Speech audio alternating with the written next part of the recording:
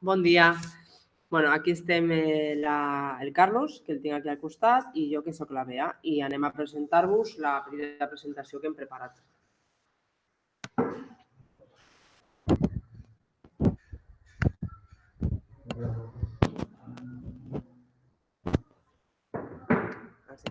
Teniu 20 minutets, Vull dir que aneu tranquils, que jo us avisaré quan faltin 5 minutets, us aviso.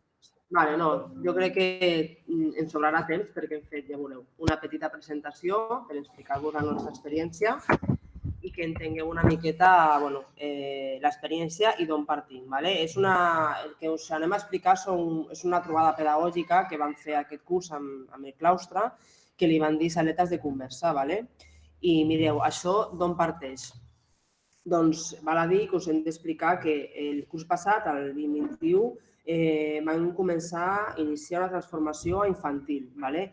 Fins a aquest curs teníem les aules organitzades en taules i cadires per cada alumne, teníem una metodologia de treball molt dirigida, o sigui, els nens feien activitats que les mestres dissenyaven des del principi fins al final, i van decidir que aquesta manera d'ensenyar no estava portant aprenentatges cap a l'alumnat, que és l'objectiu clar. Llavors van començar a pensar de quina manera ho podien fer i ara mateix les aules de P3, P4 i P5 estan organitzades en microespais on hi ha una lliure circulació. Val a dir que a P3 sí que hi ha una transformació 100%, és a dir, tota l'aula està organitzada en microespais, però a P4 i a P5, al tenir alumnat que ja havia començat amb una metodologia diferent, encara mantenim un espai dins de l'aula de treball més dirigit, perquè que no intentar trobar l'equilibri entre les dues metodologies, entre les dues formes de treballar. Van començar aquesta transformació, ja dic, com una inquietud del claustre, de l'equip d'infantil i l'equip directiu, però la van iniciar pel nostre compte. Llavors, en aquell moment és quan vam començar a mirar quines opcions hi havia de poder ficar-nos a algun grup o a algun tipus de formació que ens ajudés, que ens pogués donar més eines i més recursos per tirar endavant tota la transformació a l'escola, i és per això que van decidir incorporar-nos al pacte. I aquest és el primer curs que estem formant part del pacte. Per aquest curs hem creat un grup impulsor de metodologia i està format per l'equip directiu, la directora i jo, que som la cap d'estudis, i després un mestre de cada cicle. Aquest equip impulsor es va encarregar de plantejar la primera trobada pedagògica d'aquest curs, que la vam fer el dia 13 d'octubre. En quin objectiu? Sí, pots passar. Doncs ens vam plantejar, dintre de la nostra facilitadora del pacte, que és la Marga, ens va comentar que s'havien de transferir al claustre 4 preguntes. Suposo que això és comú a totes les escoles que formen part del pacte, aquestes que teniu aquí baix, com podem millorar el lideratge pedagògic al centre, com estem col·laborant aprenent junts en una nova cultura de centre, com fem de l'escola una organització que aprèn i una unitat de recerca, i què hem de fer, què no fem i què hem de deixar de fer. Això com ho van organitzar, com ho van pensar? Doncs van crear diferents saletes al pati, que aquí veieu fotos, i en cada saleta, que li van dir així, teníem una persona del grup impulsor que era la dinamitzadora. Llavors teníem aquestes preguntes i van establir converses on la gent anava aportant diferents idees o diferents respostes a les preguntes que es plantejaven. I a posterior, cada vegada que acabaven una saleta, el que havien de fer és escriure la seva conclusió com a resposta d'aquella pregunta. Llavors, aquí teniu un exemple, una evidència d'aquestes respostes que van ser dissenyats com si fossin uns maons, per després crear un mur, en aquest cas el mur de la transformació, que es troba a la sala de mestres. Com a grup impulsor, també un dels nostres objectius és, a part de fer aquestes trobades pedagògiques, és després trobar aquest moment on l'equip docent sàpiga que amb aquelles respostes, aquesta escolta activa, s'ha fet un treball. Llavors, en aquest cas, a part que estigui a la sala de mestres, es va realitzar un resum de les respostes, que si voleu ara podem fer una mini evidència. Llavors, després s'obrirà. el que vam fer és agrupar aquestes respostes en diferents conceptes. D'aquesta manera, els hi vam presentar en un claustre, un PDF, on a partir de pòsits sortien les paraules claus, les evidències més que tenien rellevància amb el que havien escrit. I després, globalment, com veieu a la foto de sota, totes les transformacions, tots els comentaris i respostes es troben a la sala de mestres i allà podem tornar i recuperar respostes i reflexionar tots junts. No, no es veu. Problemes del directe. Vale, si no, després ho presentem.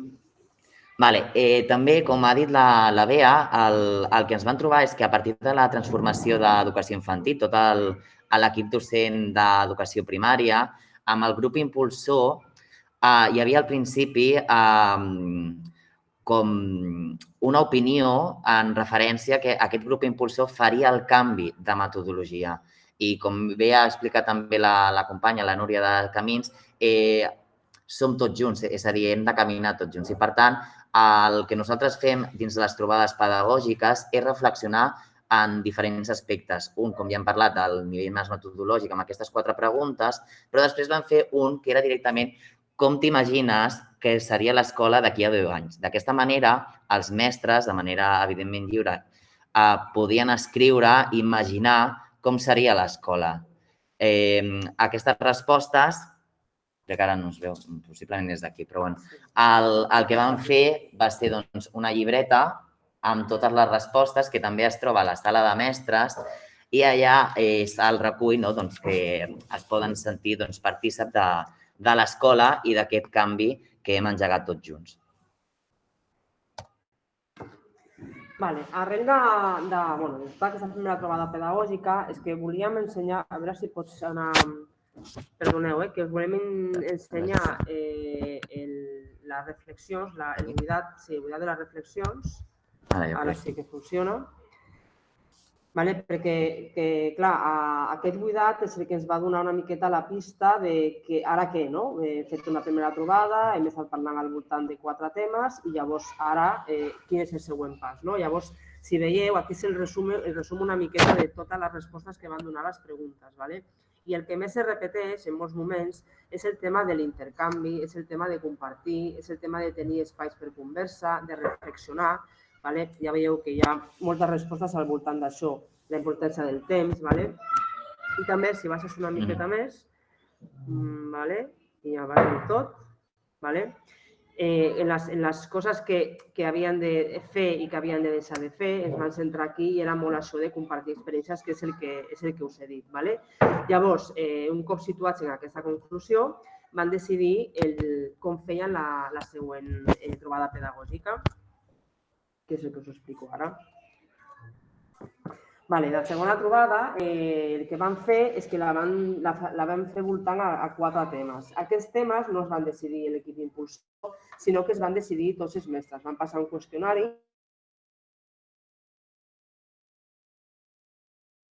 No s'escolta ara.